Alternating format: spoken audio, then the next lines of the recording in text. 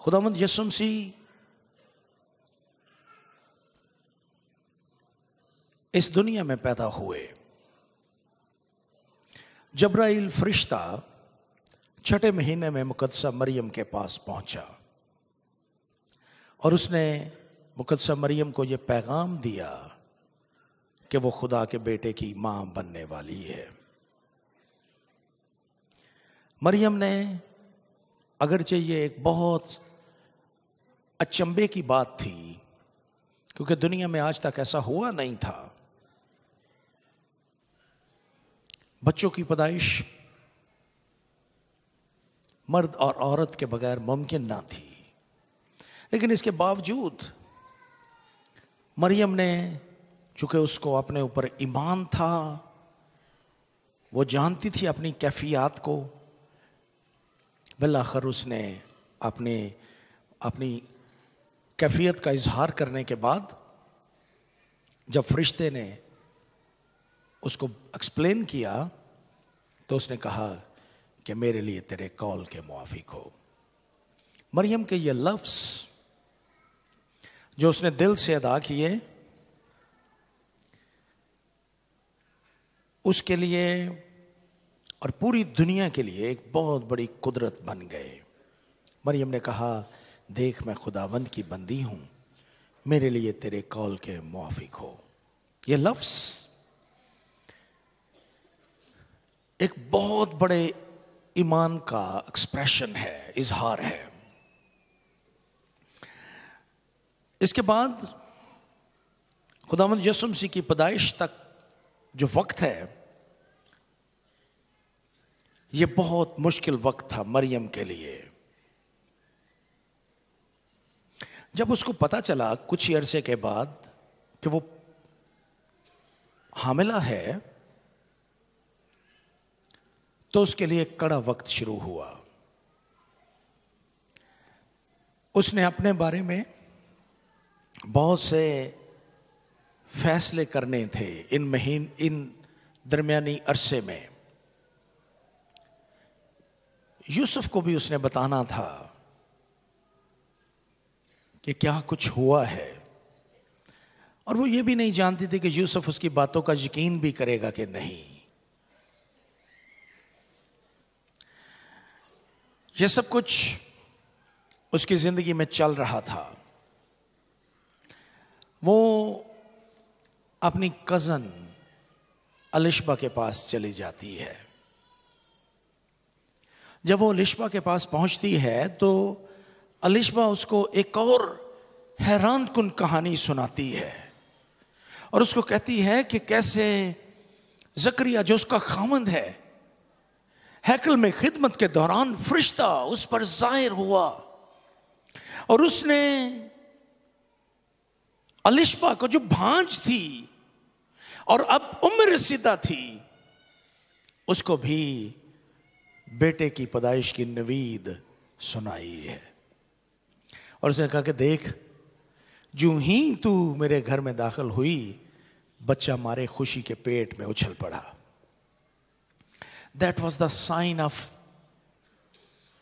Christ या Jesus deity, उसकी अलूहियत की का निशान था कि वो पैगाम जो मरियम के पास पहुंचा था जब्राइल से, वो सच्चा है और वो खुदा के बेटे की मां बनने वाली है। और फिर अलिशबा भी उसको मुबारक कहती है। लेकिन ये बहुत मुश्किल वक्त था। अब थोड़ी देर के लिए अपने जहन में मरियम की तस्वीर लाइए। बड़ा कड़ा और मुश्किल वक्त था उसके लिए, लेकिन वो इस मुश्किल वक्त में से गुजरते हुए खुदावंद की तारीफ करती है। और मैंने मरियम के इस गीत, जिसको मैग्निफिकेट कहा जाता है, जो बुनियादी तौर पर लातीनी जुबान के अल्फाज हैं पहली आयत के, मेरी जान खुदावंद की बड़ाई करती है। लातीनी जुबान में ये आयत है, मैग्निफिकेट अनिमा मिया डोमिनम, मेरी जान खुदावंद की बड़ाई करती है। और इन्हीं लातीनी के अल्फाज से इस गीत को मैग्निफिकेट कहा जाता है, बड़ाई करना। इसी से अंग्रेजी का लफ्ज मैग्नीफाई, बढ़ाना किसी चीज को। मेरी जान खुदावंद की बड़ाई करती है। मैग्निफिकेट एनिमा मिया डोमिनम, मेरी जान खुदावंद की बड़ाई करती है।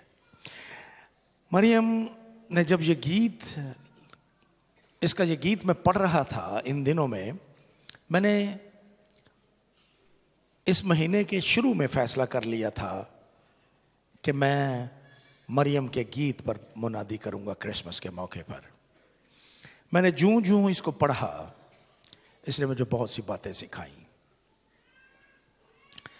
मैंने सीखा कि हमारी दुनिया इंतहाई मुश्किल हालात में से गुजर रही है।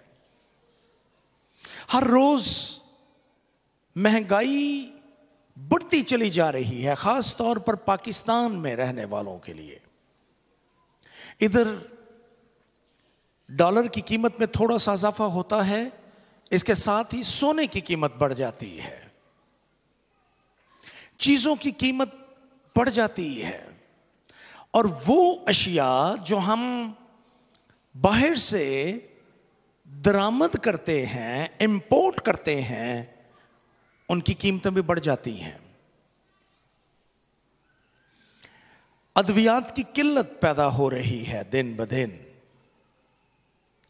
इंसुलिन नहीं मिल रही लोगों को। सर्जिकल मेडिसिन जो सर्जरी के वक्त इस्तेमाल होती हैं और चीजें, उनकी किल्लत पैदा हो रही है इस रिसेशन की वजह से, अफरात ज़र की वजह से और महंगाई की वजह से। हम रोज बरोज बतौर पाकिस्तानी और बतौर इस दुनिया के रहने वाले लोग मुश्किलात की दलदल में फंसते जा रहे हैं। हर तरफ मुश्किल है, कारोबार कम हो गए हैं। जहां हम अपने ऊपर खर्च करते थे, अब वही बजट हमने कम कर दिया है। खाना पूरा करें कि सूट सिलवाएं। मैंने भी इस दफा कोई सूट नहीं सिलवाया, ये पुराना ही है। And this is the first time in my marital life. आज सुबह मैंने हारून को बताया 30 बरस हो गए हैं शादी को, तो पहली बार आपकी मामा ने मुझे सूट नहीं क्रिसमस पे लेके दिया, क्योंकि मैंने उसको सख्ती से मना किया था। ये तकलीफें हैं, मुश्किलात हैं जो बढ़ती जा रही हैं डे बाय डे हमारी जिंदगी में। इन मुश्किल हालात में कभी कभार हम खुदा की तारीफ करने की बजाय खुदा को कोसने लगते हैं। लेकिन आप थोड़ी देर के लिए मरियम पर गौर कीजिए। She was going through the toughest time of her life, the difficult time of her life, लेकिन वो क्या कर रही है? She was praising the Lord. मेरी जान खुदावंद की बड़ाई करती है। इस गीत ने मुझे सिखाया है कि हालात जैसे भी क्यों ना हों, हमें हर तरह के हालात में खुदावंद की तारीफ करनी चाहिए। और ये याद रखें कि जब हम मुश्किलात में से गुजर रहे होते हैं, मुश्किल तरीन वक्त में से गुजर रहे होते हैं, पालूस कहता है कि तेरा फजल ही मेरे लिए काफी है। सो मेहरबानी करके इस गीत को गौर से सुनिए और मरियम के साथ मिलकर आज खुदावंद की तारीफ कीजिए और उसे कहिए कि तेरा फजल ही मेरे लिए काफी है। और सिर्फ खुद अपनी जुबान से नहीं, मरियम कहती है मेरी जान खुदावंद की बड़ाई करती है। My soul celebrates the Lord. मेरी जान खुदावंद की बड़ाई करती है। खुदावंद यीशु मसीह की पैदाइश किसी तोहफे से बढ़कर है। खुदावंद यीशु मसीह की पैदाइश इन क्रिसमस ट्रीज से कहीं बढ़कर है। खुदावंद यीशु मसीह की पैदाइश सांता क्लॉज की मैथ्स से कहीं बढ़कर है। खुदावंद यीशु मसीह की पैदाइश ये रीत और ये डेकोरेशन इनसे कहीं बढ़कर है। और इस पूरे महीने में मैं यही पैगाम देता रहा हूं कि ऐसा ना हो कि ये चीजें हमें खुदावंद यीशु मसीह से जो who is the person of Christmas उससे दूर कर दे। मेरी जान खुदावंद की बड़ाई करती है। थोड़ी देर के लिए आइए हम इस अजीम तराने पर गौर करें। Just few minutes looking at this great anthem.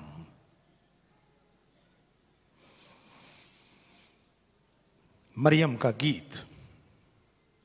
और मैं ये चाहता हूं कि आप, जब मैं इस पे मुनादी कर रहा हूं, आप मेरे साथ मिलकर खुदावंद की बड़ाई कीजिए। मरियम के साथ मिलकर, बेसिकली मरियम के साथ मिलकर खुदावंद की बड़ाई कीजिए। पहली बात जो मैं आज आपके साथ रखना चाहता हूं वो 46वीं आयत से 49वीं आयत में मौजूद है। There are great lessons for us. 46वीं आयत से 49वीं आयत तक में मौजूद पहली बात को मैं आपके साथ पेश करना चाहता हूं। मरियम खुदावंद की बड़ाई कर रही है, खुदावंद के उस फजल के लिए जो खास तौर पर मरियम की जिंदगी में हुआ, उसकी जिंदगी पर हुआ, उसके लिए वो खुदावंद की बड़ाई कर रही है।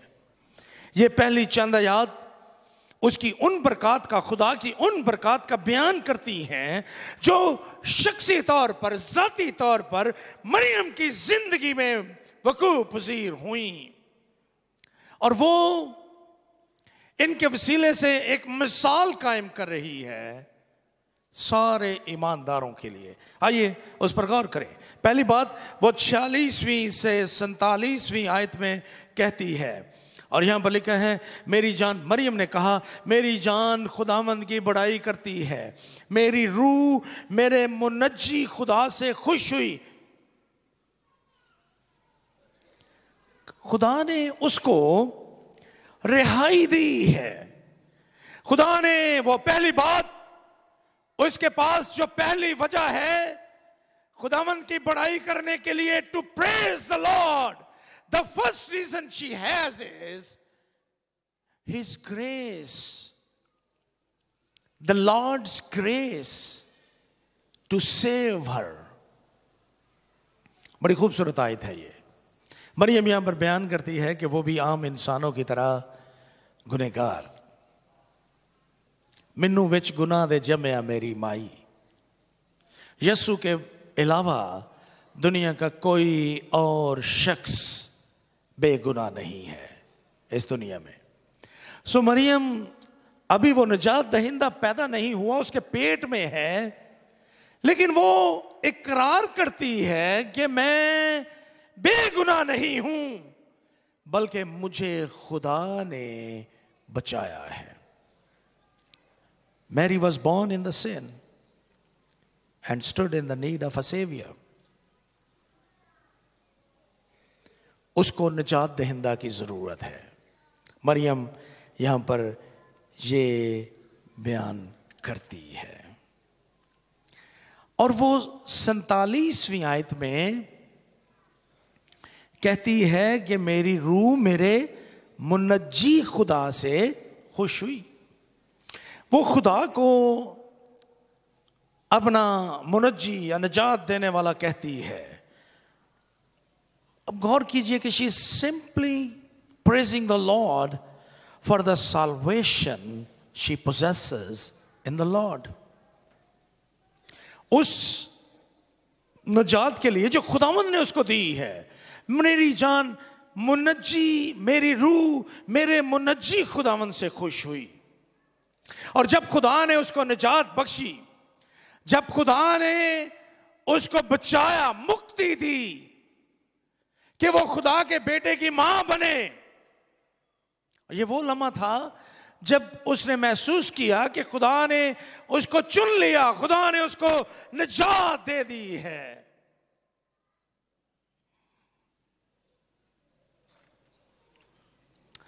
हम आज सुबह किसी भी हालत में क्यों ना हो,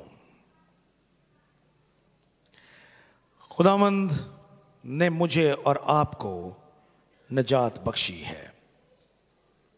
हम मुश्किलात में से गुजर रहे हैं, दुखों में से गुजर रहे हैं, लेकिन निजात खुदा की तरफ से है।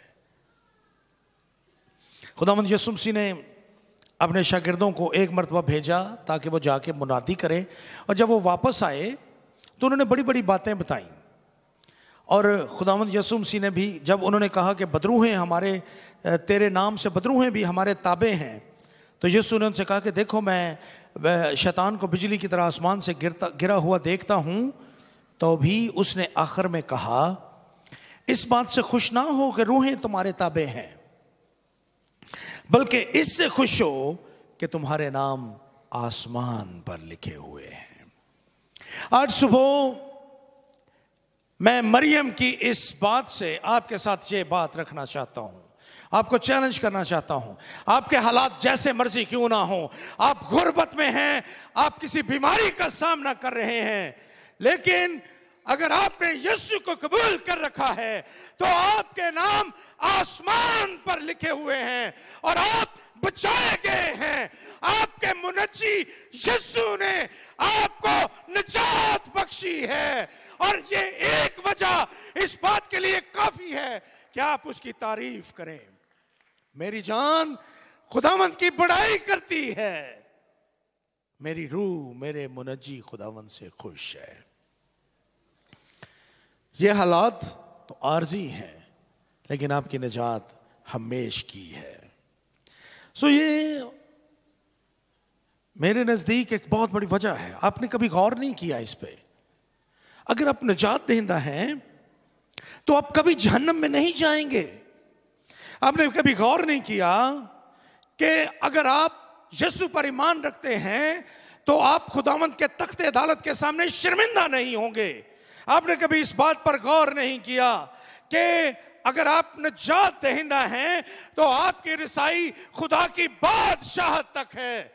आपने शायद कभी इस बात पर गौर नहीं किया कि अगर आप निजात याफ्ता हैं, अगर आपने यीशु को कबूल कर रखा है अपनी जिंदगी में, तो आप अबदियत में खुदावंद के साथ रहेंगे। बेशुमार वजह हैं।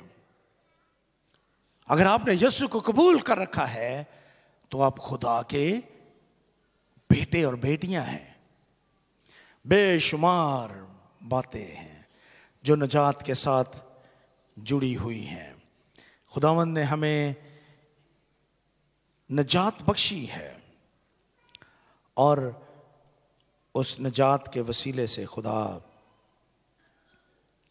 के पास आते हैं। इब्रानियों के खत का मुसन्निफ 13वें बाब की 15वीं आयत में कहता है, बस हम उसके वसीले से हम्द की कुर्बानी, यानी उन होंठों का फल जो उसके नाम का इकरार करते हैं, खुदा के लिए हर वक्त चढ़ाया करें। हर वक्त उसकी तारीफ करें कि उसने आपको बचाया है, उसने आपको निजात दी है। मरियम को पता था कि वो क्या बातें कर रही है, और वो जो बातें कर रही थी उनका ताल्लुक खुदा के साथ, शख्सी ताल्लुक के साथ है। जब्राइल जब उसके पास आया और उसकी बातचीत हुई जब्राइल के साथ, तो उसने शख्सी ताल्लुक खुदा के साथ कायम किया। वो खुदा के बेटे को जन्म देने वाली थी।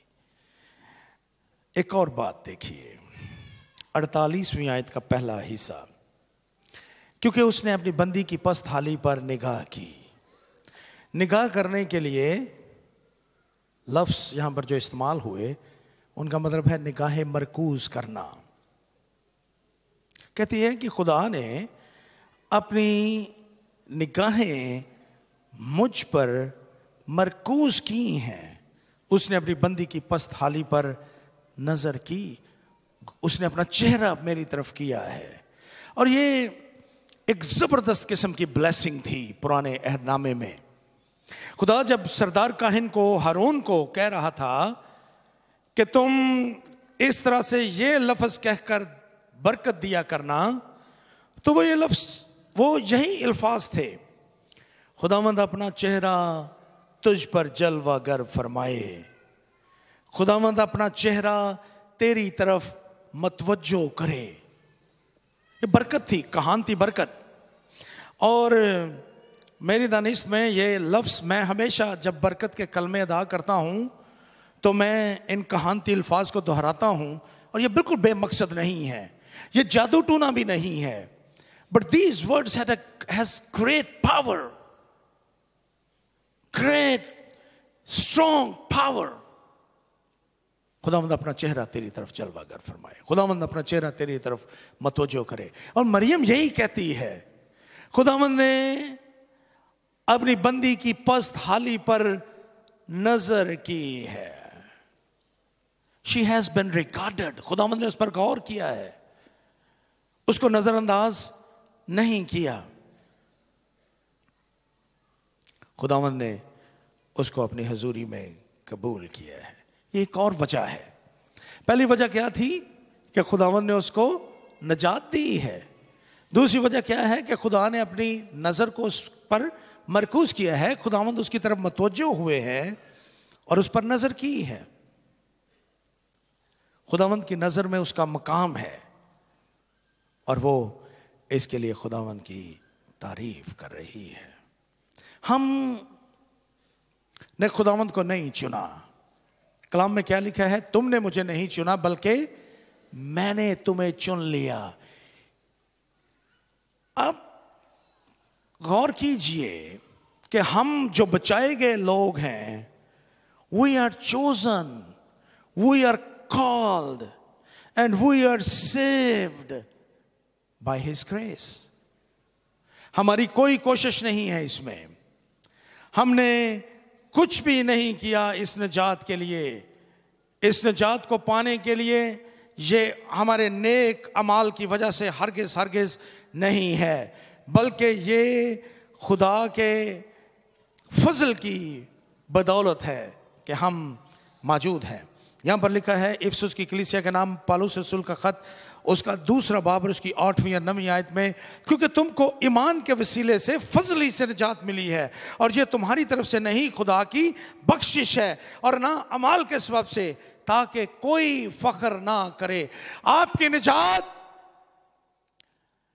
आपके अच्छे कामों की वजह से नहीं है, आपकी निजात इसलिए है कि एक दिन खुदा ने अपनी नजर आप पर मरकूज की, खुदा ने अपना चेहरा आपकी तरफ जलवागर किया और खुदा ने आपको चुना, खुदा ने आपको बुलाया और खुदा ने आपके गुनाहों को मुआफ करके आपको निजात दी है। इसमें आपका कोई अमल, आपका कोई काम, कोई हैसियत नहीं रखता।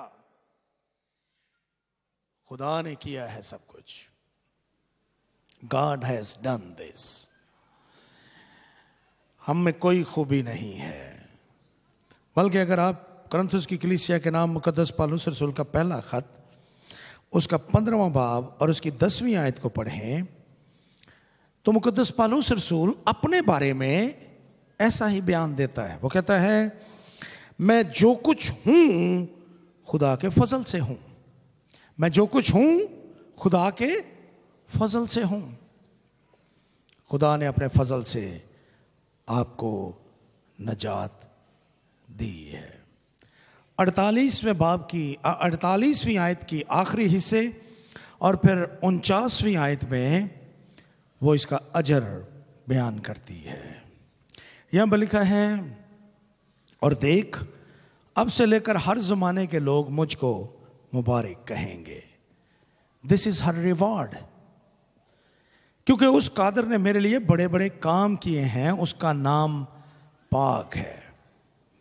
मरियम इस बात का एहसास करती है कि खुदा उसकी जिंदगी, खुदा ने उसको चुना है और खुदा उसकी जिंदगी के वसीले से कोई बड़ा काम कर रहा है। और वो बड़ा काम क्या था? अज़ली और अबदी खुदा, जिस पर वक्त और जमाने असरअंदाज नहीं होते, वो खुदा अबदियत में से कदम बढ़ाकर इस दुनिया में मरियम के वसीले से आने का फैसला करता है। मरियम का अजर ये है, उसका रिवॉर्ड ये है कि खुदा जो अबदी खुदा है वो इटर्निटी से निकलकर हमारी इंसानी तारीख में दाखिल होता है। और उसका जरिया कौन है? मरियम, मैरी। मरियम उसका जरिया है। सो ये मरियम के लिए कितना बड़ा अजर था। मुझे यकीन है कि मरियम को बहुत से लोग उस पर तंज भी करते होंगे।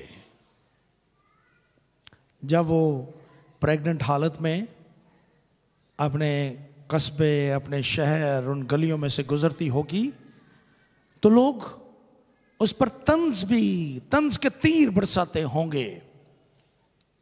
अगरचे यूसुफ ने उसको कबूल कर लिया था, लेकिन इसके बावजूद ये तंज खत्म नहीं हुए। लेकिन वो ये भी ईमान रखती है कि लोग, उसके गांव के लोग, उसके कस्बे के लोग, उसके मोहल्ले के लोग, उसकी पुरानी जिंदगी, उसकी दीनदारी, उसकी ईमानदारी और खुदा के साथ उसकी मोहब्बत से वाकिफ हैं। वो खुदा के साथ उसकी ओबीडियंस को भी जानते हैं। सो वो उसको मुबारक कहेंगे। उसका अजर खुदावंद के चेहरे के जलवागर होने में है और वो उसको, उसकी बड़ाई करती है कि खुदावंद ने उसके लिए बड़े बड़े काम किए हैं। वो एक्नॉलेज करती है that the Lord has done great things. और आप गौर कीजिए कि खुदा ने आपकी ज़िंदगी में कितने बड़े बड़े काम किए हैं, लेकिन बहुत दफ़ा हम उनको नज़रअंदाज कर देते हैं।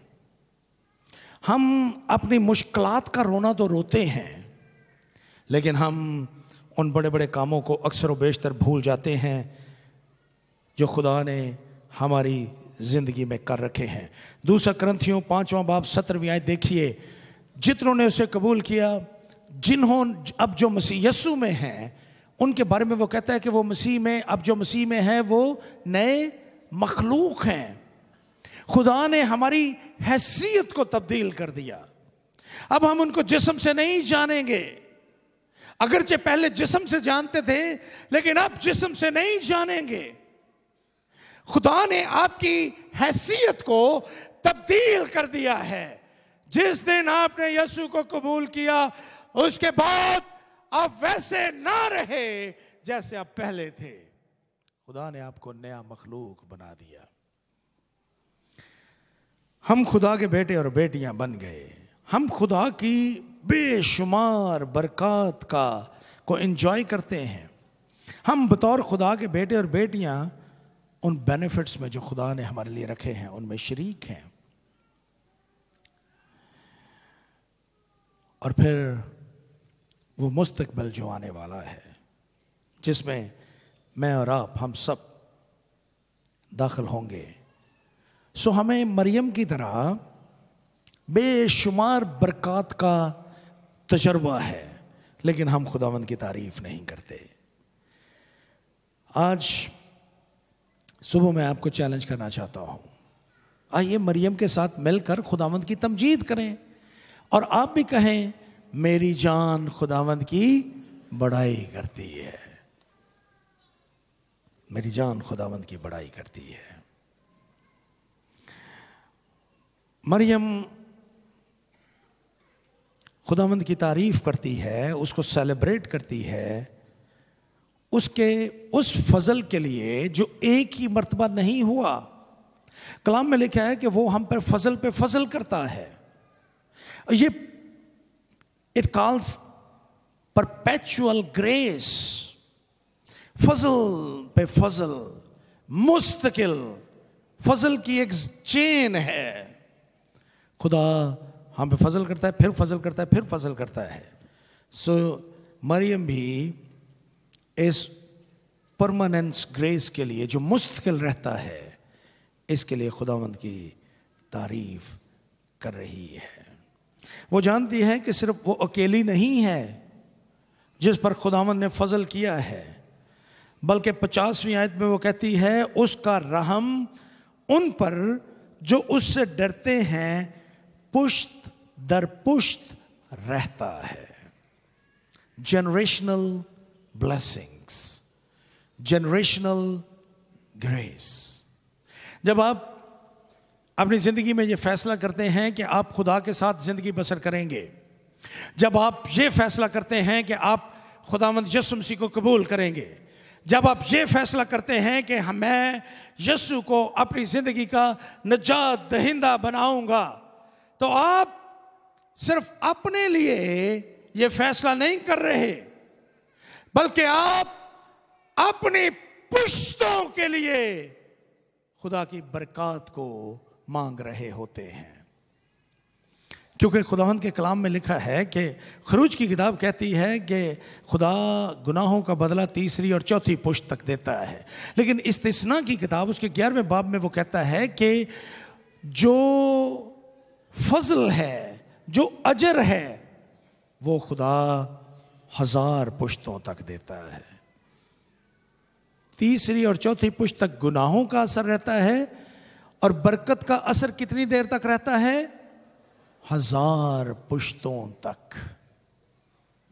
सो मत समझिए कि जब आप यीशु को कबूल करते हैं तो खुदा का फजल सिर्फ आप तक महदूद रहता है। मरियम यहां पर अपने इस गीत में यह बयान करती है कि उसका रहम जो उससे डरते हैं पुश्त दर पुश्त रहता है। खुदा नस्ल दर नस्ल बरकत देता है। अगर आज मैं यहां पर खड़ा हूं तो इसमें मेरा कोई कमाल नहीं है, बल्कि ये उस नस्ल दर नस्ल बरकत का नतीजा है जो मेरे वालिदैन, मेरे पेरेंट्स, मेरे ग्रैंड पेरेंट्स ने खुदावंद को कबूल करके हासिल किया था।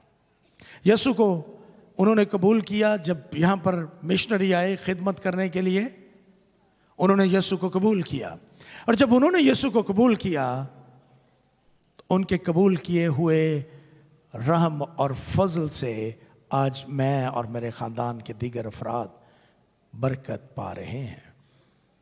आप जो यहाँ पर बैठे हैं, आपकी ज़िंदगी में भी ऐसा ही है।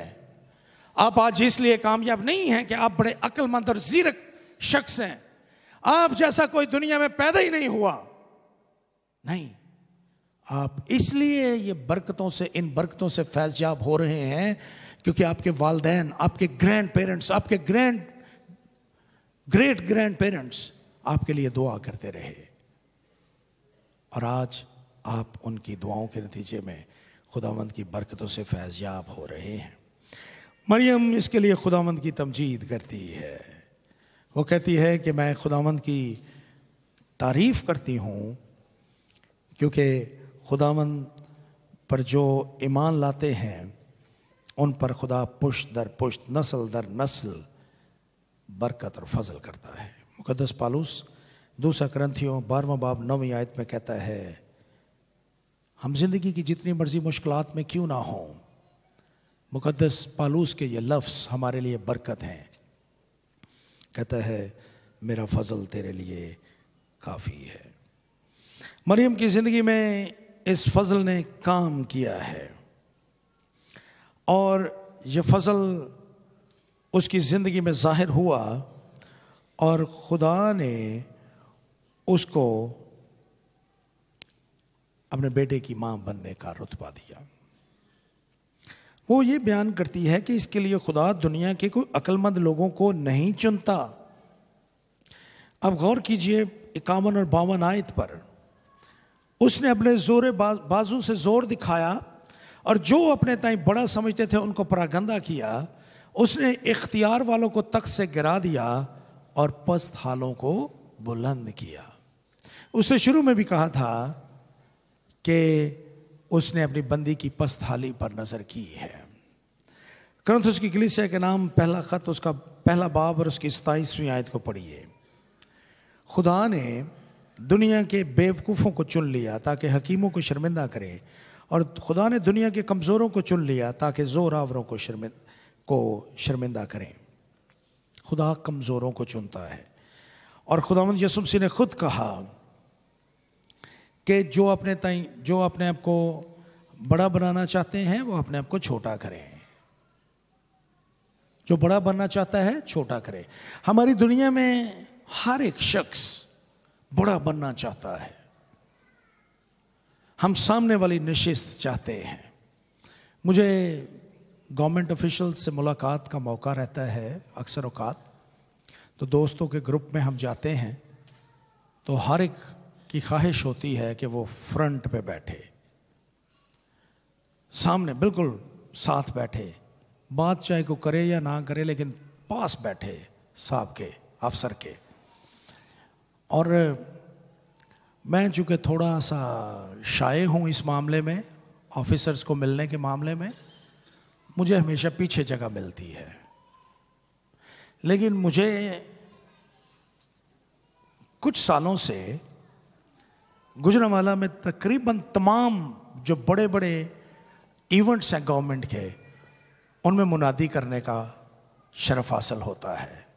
सारे बैठे होते हैं लेकिन कलाम शलवार कमीज पहने हुए काम सा बंदा सुना रहा है, टाइयाँ शाइयाँ सब कुछ पीछे रह जाती हैं। So this is God's grace.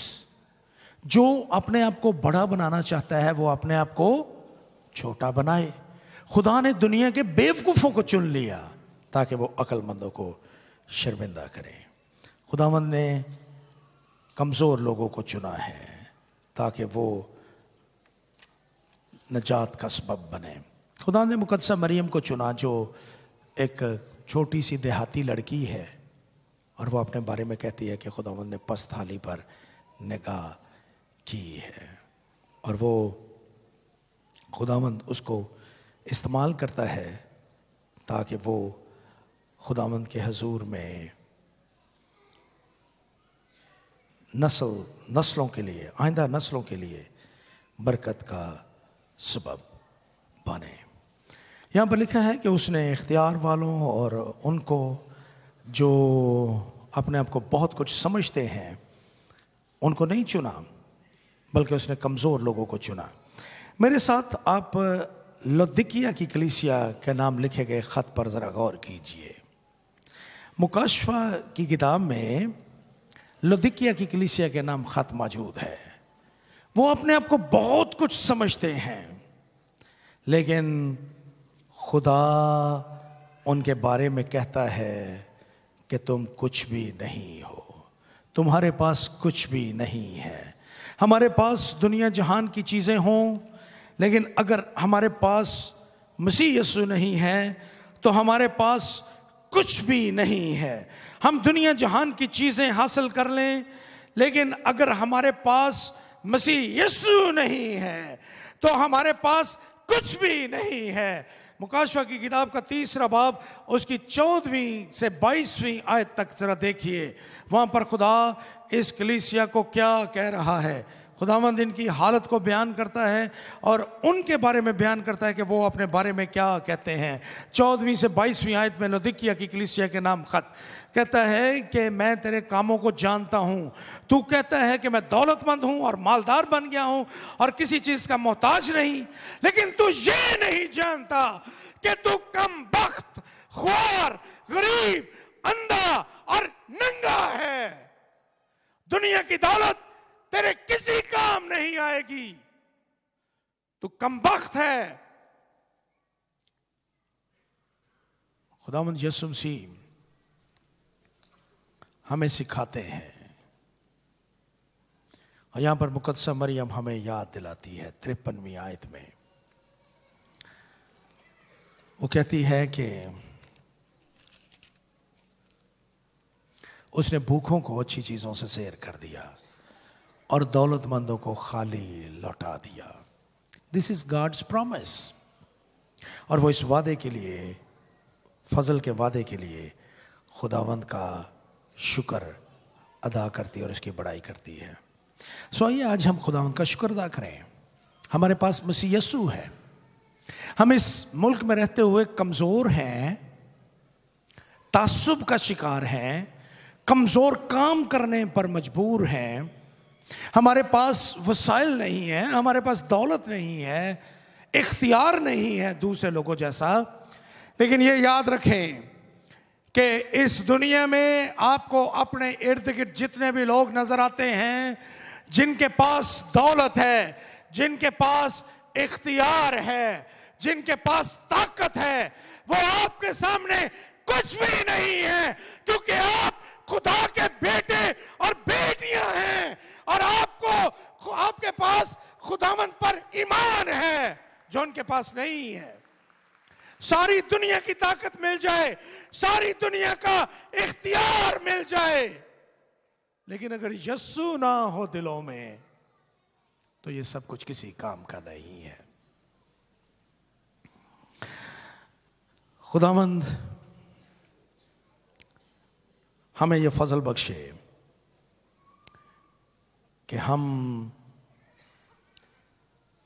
खुदावंद के उन वादों को हमेशा याद रखें जो उसने हमारे साथ किए हैं,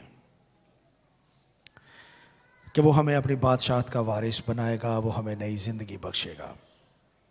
मरियम 54 और 55 आयत में खुदावंद के फजल का बयान करते हुए ये कहती है, खुदावंद की तारीफ कर रही है कि खुदा अपने वादों को याद रखता है। यहां पर लिखा है, उसने अपने खादम इस्राएल को संभाल लिया ताकि अपनी उस रहमत को याद फरमाए जो इब्राहिम और उसकी नस्ल पर अबद तक कायम, अबद तक रहेगी, जैसा उसने हमारे बाप दादा से कहा था। सदियों तक बनी इस्राएल मसीहा का इंतजार कर रहे थे ताकि वो उनको नजात दे और उनको बहाल करे, और ये मसीहा अब मुकद्दसा मरियम के वसीला से इस दुनिया में आने वाला था। मुकद्दसा मरियम इस बात का बयान करती है कि खुदावंद अपने वादों में सच्चा है। वो इस बात पर ईमान ले आई कि ये मसीहा जो उसके वसीले से, उसके बतन से पैदा होने वाला है, ये वही है जिसकी पेशीन गोइयां अंबिया ने की हैं। सो वो इस बात को याद करती है कि खुदा अपने वादों को याद रखता है और वो कोई ऐसा काम हमारी जिंदगी में नहीं होने देता जिसके वसीला से खुदा के वादों के पूरा होने में रुकावट पैदा हो। जो वादे खुदा ने आपके साथ किए हैं, डेफिनेटली वो उनको पूरा करेगा, उसमें किसी किस्म का कोई शक नहीं है, वो उनको जरूर पूरा करेगा। और यहां पर लिखा है, उसने अपने खादम इस्राएल को संभाला और उसको याद किया ताकि अपनी उस रहमत को याद करे जो इब्राहिम और उसकी नस्ल पर अबद तक कायम, अबद तक रहेगी। जो वादे खुदा ने इब्राहिम, इसहाक और याकूब के साथ किए थे, इस्राएल के साथ किए थे, खुदावंद ने अब उनको पूरा कर दिया है मरियम के वसीले से। खुदावंद यीशु मसीह ना सिर्फ इस दुनिया में पैदा हुए मुकद्दसा मरियम के वसीला से, जिसके लिए वो खुदा की बड़ाई कर रही है, और जितनी वजहें उसने बयान की बड़ाई करने के लिए, खुदावंद की सताइश करने के लिए, उनमें से कहीं बढ़कर वजहें आपके पास हैं ताकि आप खुदावंद की बड़ाई करें। सो आज सुबह मैं चाहता हूं कि आप बार बार अपनी ज़िंदगी में इस बात को याद दिलाएं अपने आप को और कहें, मेरी जान खुदावंद की बड़ाई करती है। मेरे साथ मिलकर कहिए, मेरी जान खुदावंद की बड़ाई करती है। खुदावंद की तारीफ कीजिए और उन तमाम वादों के लिए जो खुदा ने हमारे साथ किए हैं उनको याद कीजिए। खुदावंद ने कहा था, देखो मैं दुनिया के आखिर तक तुम्हारे साथ हूँ। खुदावंद ने इब्रानियों के खत 13वें बाब और उसकी 5वीं आयत में कहा था, मैं तुम्हें कभी फरामोश नहीं करूँगा। सो जितने मर्जी सख्त हालात क्यों ना हो, इस क्रिसमस पर मैं आपको याद दिलाना चाहता हूँ, ये मुश्किलें, ये तकलीफ़ें, ये परेशानियाँ, ये महंगाई, नजात की राह में रुकावट नहीं है, और ये खुदावंद के रास्ते पर चलने में कोई रुकावट नहीं है।